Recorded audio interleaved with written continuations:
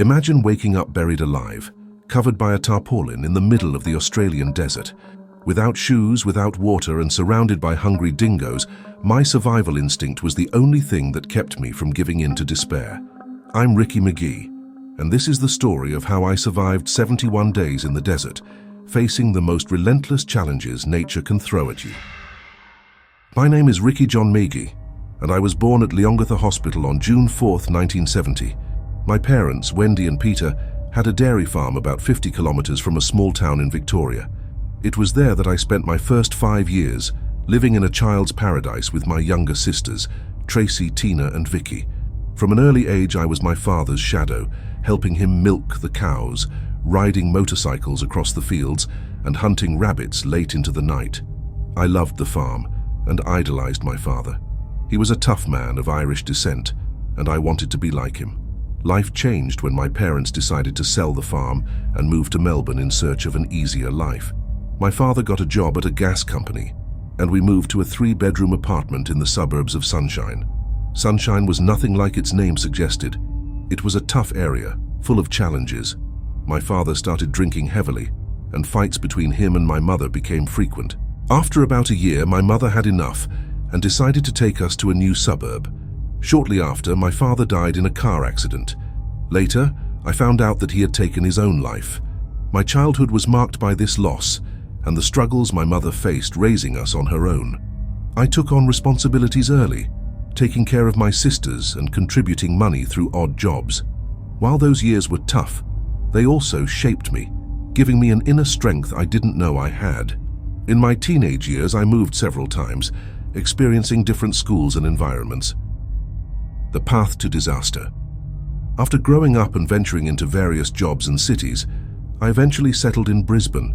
I worked in various occupations, from selling carpets to security at nightclubs, each experience shaping me and preparing me in some way for the challenges to come. At first, I sold carpets. It wasn't exactly my dream job, but it paid the bills. I learned the art of persuasion, how to read people and adapt my pitch to close sales. Then, I became a nightclub bouncer. This job brought its own challenges. Dealing with drunk and sometimes violent people, I developed an intimidating presence, despite not being naturally aggressive. In 2006, I decided I needed a drastic change. My life was stagnant, and I longed for a fresh start. I decided to take a trip through the Australian outback, seeking something that would bring me peace and perspective. I grabbed my old truck and set off, choosing an isolated stretch of the Buntyne Highway, a long, deserted road cutting through the heart of the Australian outback.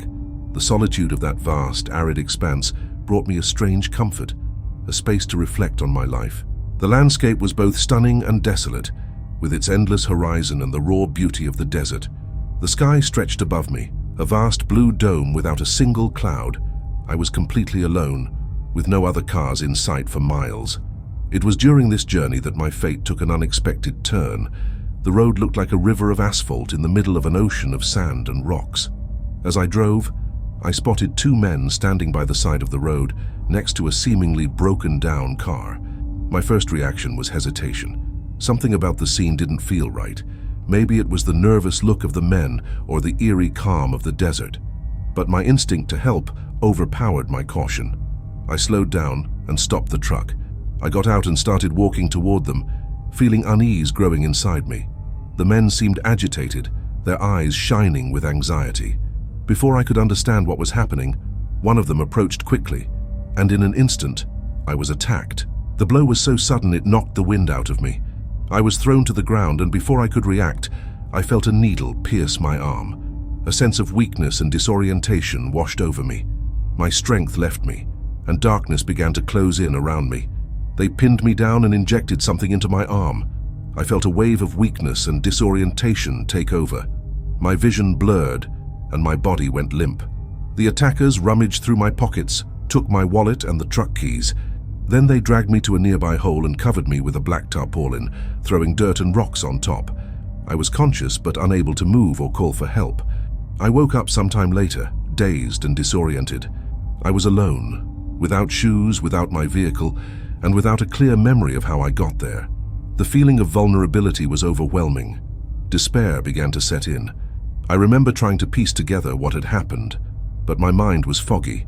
Every attempt at logical thought was thwarted by pain and confusion. My throat was dry, my lips cracked. The desert heat was relentless, draining the last drop of energy I had. The sun seemed to mock me, shining intensely in the cloudless sky. The hot ground burned my bare feet, making every step a torture. I tried to orient myself, but the desert seemed infinite. The absence of landmarks made it impossible to know where to go. My thoughts were in turmoil, a mix of fear, anger, and despair.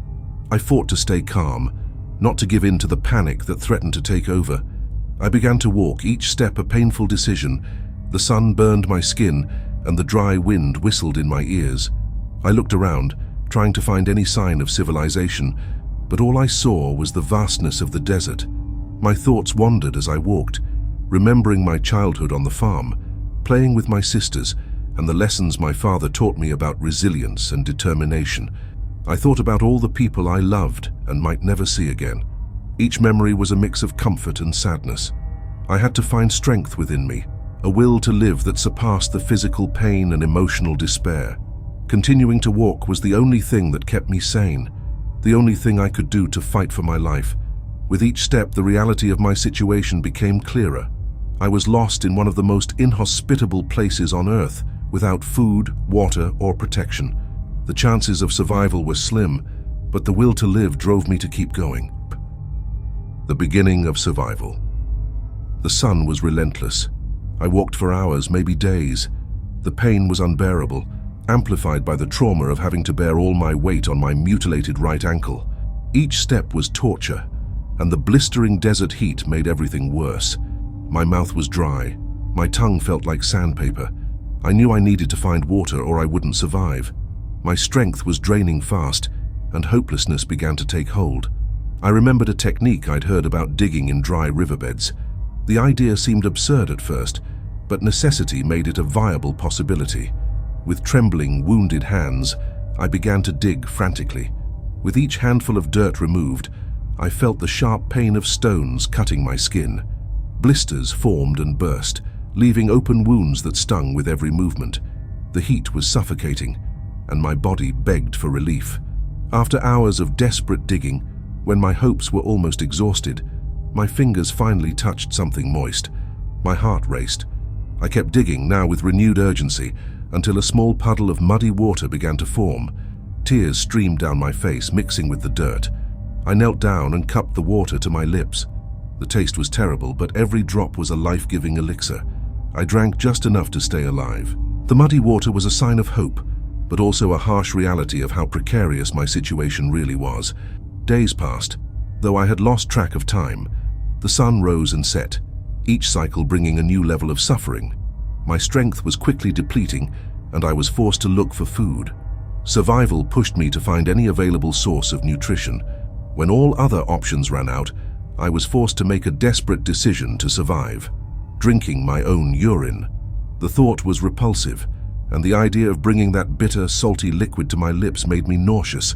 Trembling, I held the improvised container with shaking hands, fighting the disgust that threatened to overwhelm me. Each sip burned my throat, but I knew it was the only thing keeping me alive. Frogs, lizards, and insects became my daily diet. The first time I saw a frog, the idea of eating it was repulsive, but hunger was a powerful motivator. With trembling hands, I caught the frog, its cold, slimy skin giving me chills. I improvised a small fire with some dry sticks, skewering the frog on a branch and holding it over the flames. The smell of burning flesh filled my nostrils, mixed with the choking smoke. When I finally bit into the frog, the taste was awful, but each piece was a step closer to survival. Hunting lizards was another battle. I carefully watched the shadows under the rocks, waiting to see movement. When I spotted one, I had to act quickly. With a stone in hand, I approached silently, and with a precise strike, crushed the lizard. The sensation of its bones breaking under the stone was disturbing but necessary. I cleaned the lizard as best I could, trying to ignore the smell and texture, and then cooked it slowly over the fire. With a sense of urgency, I began to gather branches and leaves, desperate for any form of relief from the relentless sun. Each movement was a struggle against exhaustion, but the need for shelter was vital. The shade I managed to create was minimal, barely enough to protect me from the scorching heat. I used stones and other debris to reinforce the fragile structure, trying to create a space where I could at least rest my eyes without being consumed by the blinding light. As I worked, I felt sweat running down my body, evaporating almost instantly under the cruel sun. I lost so much weight that I barely recognized myself. My body, once strong and robust, was now a shadow of its former self, skin and bones.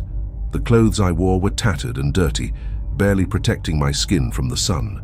My world had shrunk to contemplating my next search for food and dreaming of a night without mosquitoes. Every moment was dedicated to basic survival. When night fell, the desert transformed into a dark, silent ocean. The temperature plummeted, and the suffocating heat of the day gave way to biting cold. Mosquitoes swarmed in buzzing clouds, attacking any exposed skin. I tried to cover myself with the little I had, but it was futile. Each bite was a needle of pain and irritation. The darkness was absolute, except for the cold glow of the stars that seemed to watch me with indifference. I tossed and turned incessantly, trying to find a comfortable position among the rocks and roots hidden under my makeshift shelter. The distant sound of nocturnal animals and the whispering wind heightened my sense of loneliness and vulnerability. I tried to establish a routine no matter how difficult it was. I woke up at dawn when the sun wasn't so strong yet and searched for any source of water or food. The daily walks in search of sustenance were exhausting and painful, and I often returned to my shelter with just enough to keep me alive for another day. I used sharp stones to hunt small animals like lizards and frogs and improvised rudimentary traps. The uncertainty of each day was mental torture. Maybe I could live another week, or maybe I would die the next day. This constant uncertainty was a shadow hanging over every action. On lonely nights under my makeshift shelter, I recalled every happy moment of my life, every loved face. I made peace with myself, reliving childhood memories, my mother's smiles and my sister's laughter. Each memory was a blade of pain and comfort. Accepting my situation was a gradual and painful process. At first, the hope of being rescued kept me motivated. I imagined helicopters flying over, rescue teams finding me. But as days turned into weeks, this hope slowly dissipated, giving way to resignation. I began to reflect on the mistakes I had made, the missed opportunities, and the words left unsaid. These reflections were painful, but also a way to keep my sanity. Thinking about my past life and an uncertain future was what kept me from succumbing to total despair. Each day was a battle. I woke up with a dry mouth and sunburned skin. My hands were covered in blisters from digging in the hard ground, and my feet were a mass of open wounds. Pain was my constant companion, but I couldn't afford to give in to it. The need to survive outweighed the pain, and I forced myself to continue. I learned to find small signs of hope, an insect here, a shadow there, and these small moments kept me going. I fought against despair and loneliness. The vastness of the desert was oppressive, and the lack of any sign of civilization increased my sense of isolation. I talked to myself, trying to keep my sanity. I recalled happy moments from my life, tried to imagine a future where I would be rescued.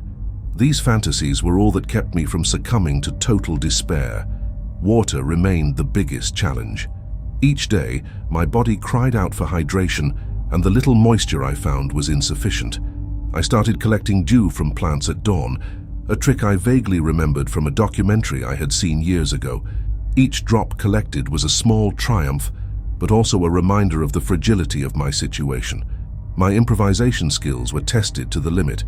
I made rudimentary traps to catch small animals, used sharp stones as tools, and learned to recognize plants that could offer some form of nutrition or relief. Each day, I became more adapted to my hostile environment, but I never stopped feeling the imminent danger of every wrong choice. The nights were long and lonely. The desert's cold was a brutal contrast to the day's heat. I shivered under my makeshift shelter, trying to find some comfort in the darkness. The stars in the sky were my only companions, and I often found myself talking to them, asking for the strength to continue. The darkness also brought new dangers, nocturnal animals that I could barely see. The animals' eyes glowed in the distance, watching my every move. The isolation began to affect my mind. There were moments when I doubted my own sanity, wondering if I would ever be rescued, or if I was destined to die there, alone.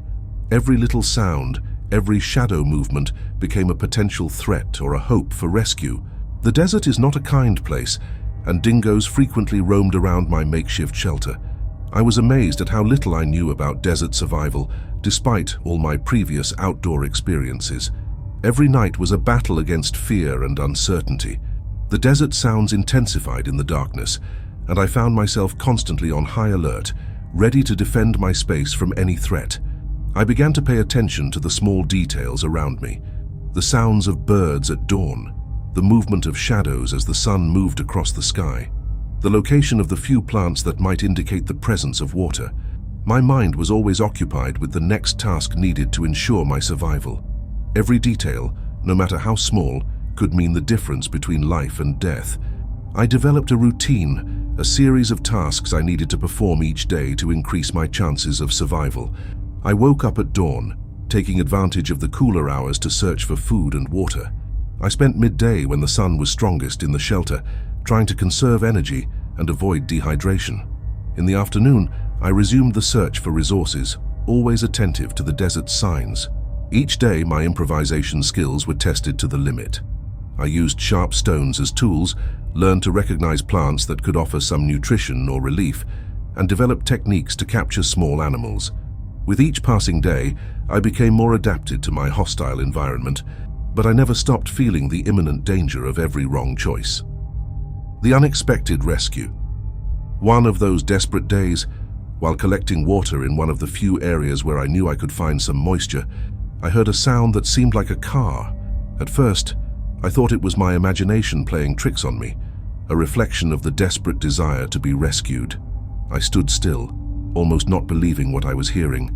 The sound of engines seemed distant, but real. My heart raced. It was hard to believe, but there it was, a vehicle approaching.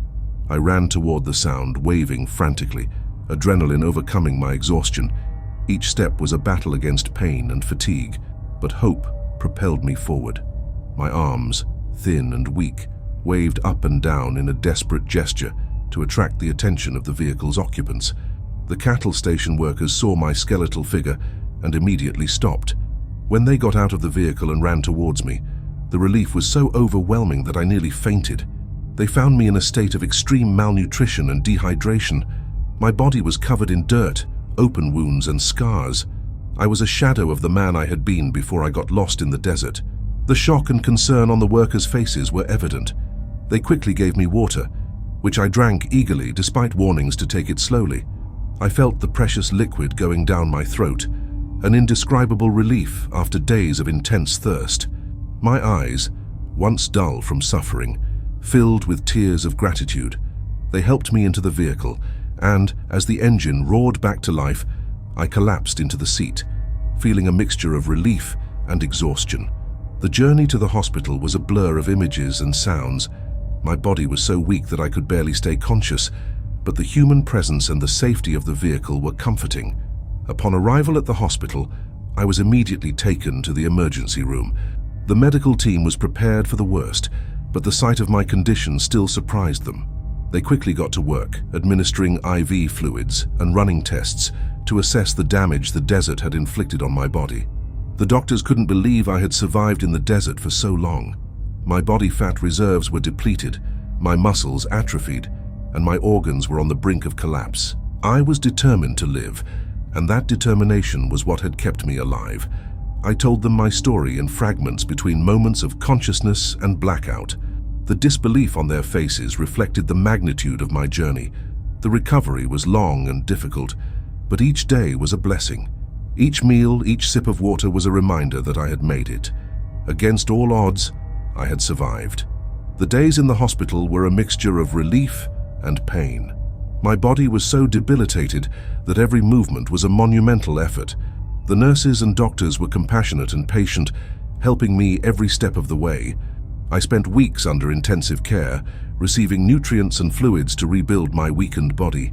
The medical team was impressed by my willpower, but I knew there was still a long way to go. I had to relearn how to walk, strengthen my atrophied muscles, and deal with the psychological scars of my experience. Each step down the hospital corridor was a small victory, a reminder that I was alive and recovering. The physical therapy sessions were painful, but necessary. I needed to recondition my muscles, regain the strength and mobility I had lost. Every exercise was a struggle against weakness and pain, but I was determined to recover fully. The physiotherapists constantly encouraged me, celebrating each milestone achieved. Dealing with the psychological scars was equally challenging. The nights were especially difficult, with constant nightmares about the desert, the loneliness, and the fight for survival. The hospital psychologists helped me process these traumas, offering coping techniques and a safe space to express my fears and anxieties. I received many visits from reporters and curious onlookers, all eager to hear my story. Recounting my experience repeatedly was cathartic, a way to externalize the pain and suffering I had endured. Each interview was an opportunity to reflect on my journey and acknowledge the strength that kept me alive. The support from my family and friends was crucial during this time. They surrounded me with love and encouragement, helping me remember that I wasn't alone. The messages and visits gave me the strength to continue, even on the toughest days. Finally, after months of treatment and recovery, I was discharged from the hospital. Leaving that controlled and safe environment was daunting, but also exciting. I was ready to start a new phase of my life, armed with the experience and resilience I had gained in the desert. I began to understand how crucial my mindset had been for my survival. At no point did I give up. Even on the darkest days, when death seemed imminent, I forced myself to continue. This inner drive to live to see another day was what kept me going. Returning to normal life was a challenge. People around me couldn't fully understand what I had been through. There was a disconnect, a feeling that I was in a different world. It took time to adjust, to find a new purpose. I decided my story needed to be shared, not just as a testament to survival, but as a reminder of human resilience. Today, I reflect on those days as a testament to my endurance and the human capacity to overcome the impossible. This experience changed me forever, but it taught me the value of life and perseverance. I am grateful for each day, for the opportunity to be alive and to share my story with the world. The story of how I survived 71 days in the Australian desert is not just a tale of physical survival, but also a journey of mental and spiritual resilience. Now I live each day with a new sense of purpose. The desert taught me that life is fragile, but incredibly resilient. I learned to never underestimate my inner strength and to value each moment. My story is a testament to the human spirit and the will to survive. Moreover, I have become involved in various initiatives to help others understand the importance of preparation and resilience. I participate in lectures, wrote a book detailing my experience, and continue to explore ways to use my story to inspire and educate. Through these activities, I have found a new mission in life, something that gives me a sense of fulfillment and purpose. The journey was arduous, but each challenge overcome made me stronger.